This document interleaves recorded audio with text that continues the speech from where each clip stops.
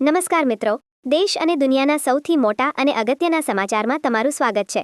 સમાચાર જાણીએ તે પહેલા અમારી ચેનલને સબસ્ક્રાઇબ કરી દેજો. સાંડેસરા બંધુઓને સુપ્રીમની રાહત. 5100 કરોડ ભરો તો કેસમાંથી મુક્તિ. બેંકોએ કહ્યું અમારું દેવું 19,000 કરોડ. ભારત પાસે પણ છે હોર્મુઝ સ્ટ્રેટ જેવું ચોક પોઈન્ટ. દુનિયાનો 25% વેપાર ઠપ કરવાની તાકાત.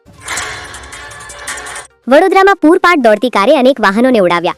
મહિલા સહિત 2 ઇજાગ્રસ્ત, કાર ચાલકની અટકાયત. 1900 કરોડની છેતરપિંડી મામલે વસંત ગજેરાને ઝટકો. ગુજરાત હાઈકોર્ટનો FIR રદ કરવા ઇનકાર. અફઘાનિસ્તાન પર એર સ્ટ્રાઇક કરીને ફસાયું પાકિસ્તાન. UN ચીફ ભડક્યા, નિષ્પક્ષ તપાસની માંગ.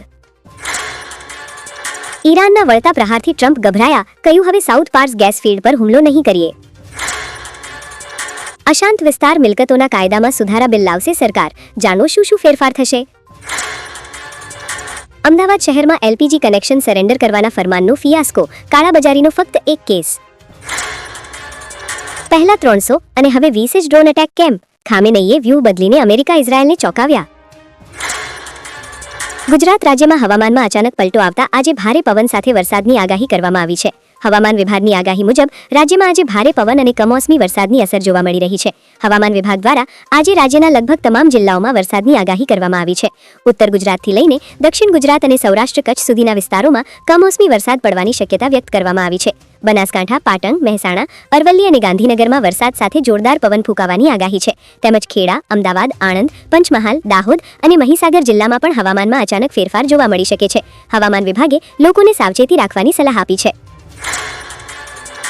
ઇઝરાયલ અને ઈરાન હાલમાં ભયંકર યુદ્ધમાં ફસાયેલા છે.